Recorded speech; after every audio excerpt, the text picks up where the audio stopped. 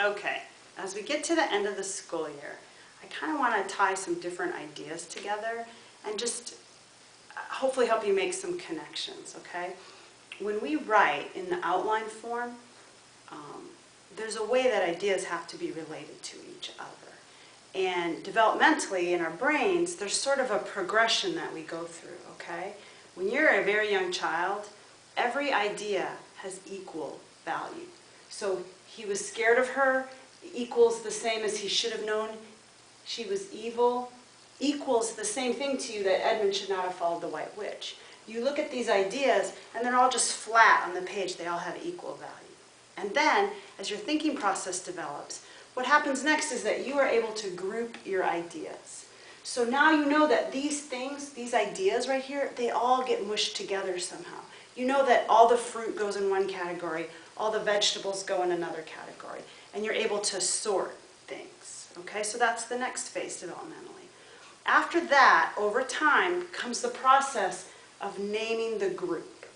So instead of having apples, fruit, oranges, bananas, and your favorite fruit on top, pineapple, you get that fruit has to go on top, and pineapple, apples, bananas, and oranges have to come underneath it. So in this case, you realize, where did my pen go? Oh, here it is. You realize that he should have known she was evil is bigger, it has more weight. And so it has to go on top, and these other ideas, Lucy warned him, he was scared of her at first, she tried to bribe him with food, and she was a stranger, have to come under that. This idea is bigger, it covers over, all these other ideas come underneath it and support it. Developmentally, that's a phase that you go through, okay? And then the next phase you go through is you can tell that these ideas equal each other. Or perhaps you can tell like that this idea didn't have the same weight as these ideas. And you're able to choose things that have equal value and that have a little bit of depth, that it's possible to say something interesting and important about them. And then another thing that comes along developmentally is you grasp what the thesis should be. So in your mind, you're just learning how to organize information. And so if I could use this as an analogy, Mrs. Gulliver calls everyone to come into this room and she gathers us all together and then she sorts us, okay? I'm the teacher. She sends me to the front of the room. There's only one teacher in the room and it's me.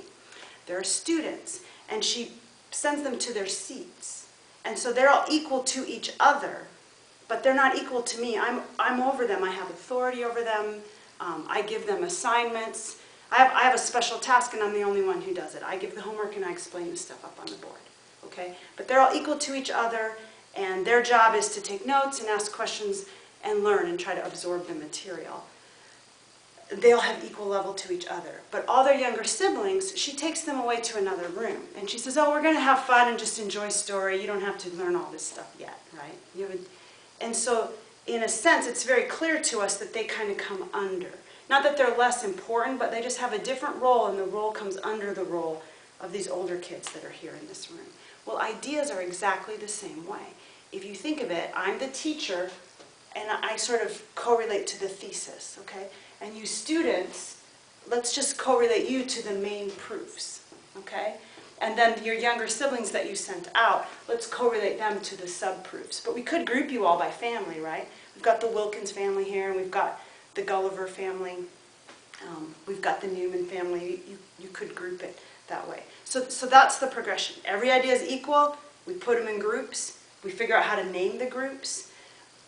Then we figure out how to find equal ideas that support one overarching idea. And so that's the journey that your student is on. Developmentally, it takes time, and it may not all come together for them until they're 16 years old. But I will tell you this. One time, I had a student, and we were discussing achievement, and he said to me, I am not an underachiever. I aim for the middle. Well, you don't always get what you aim for. So if you aim for the middle, and you don't get the middle, you're not going to achieve at a very high level at all. And so one of the reasons why I'm explaining some of these things that are too advanced for your student is just so they know what they're aiming for. It's okay if they're not there developmentally. It's okay if it hasn't all come together for them. It's just good for them to know, oh yeah, that's what I'm aiming for. And hopefully this gives you some ideas of how to recognize where your child's at in the process. So your next question might be, well, it seems like I should be able to do something to help them practice and grow. And there actually is something. So as soon as I erase the board, I'm going to show you one thing you can do that would help your kid developmentally as a student in the thought process of the hierarchy of ideas. Okay? Okay. This is my tip for moms. And I will tell you, this is just my personal opinion. It's based on my knowledge of grammar and my experience in teaching. It may not be true, but I think it probably is. And you might want to try it, especially if you're feeling discouraged, okay? This has to do with practicing and developing thinking skills in your kids that are related to subordinate ideas, how ideas are related to each other and whether or not they're equal or whether one comes under or over another. And here's what you do. You already know this. You have simple clauses, you have compound clauses, you have complex clauses. These are the kinds of sentences that you can have in grammar, right? And you know that what makes a compound sentence is if you use a coordinating conjunction.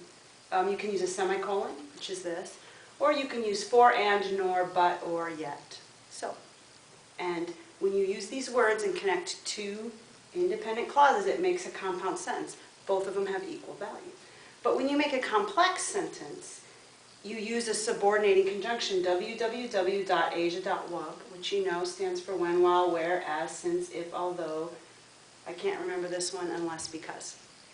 And when you use that subordinating conjunction, it indicates that one of your clauses is independent and the other one is subordinate to it. And that's a developmental thinking process too, okay? So what you're going to do is you're going to give your child 3 independent clauses. I am hungry. Subs are on sale at Publix. I did not bring my lunch. And what you're going to say is, I want you to combine 2 independent clauses. Maybe at first you're only going to give them 2.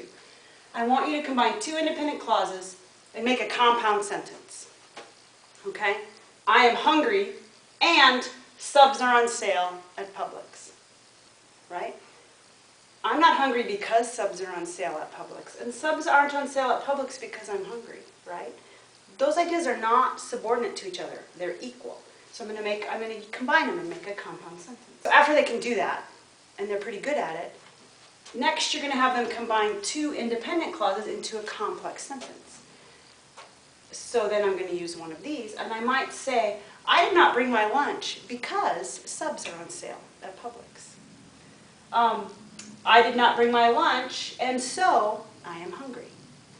I did not bring my lunch as an independent clause, and I have made the other ideas be subordinate to it by requiring my child to write a complex sentence.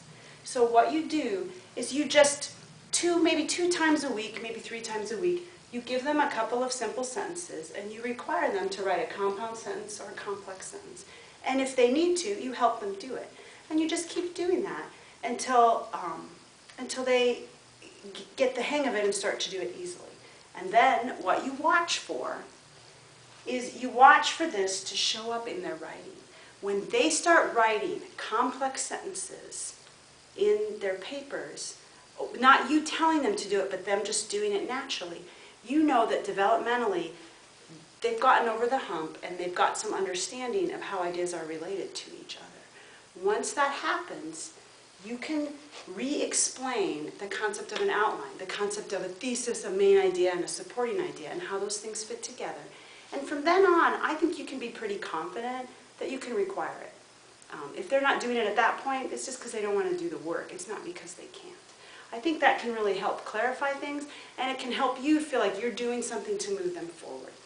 If this is something you decide to do not go on and on talking about it. This should take 5 minutes. You just give them this, have them make the combination, tell them they did a great job, or help them figure it out, and then tell them they did a great job, and you move on with your life. It's just a little exercise they can do to kind of warm up the neurons in their brain. You guys have really great kids, and they want to do their best work, and I know that you want to do your best to help them. And so I hope you find this to be a helpful tool.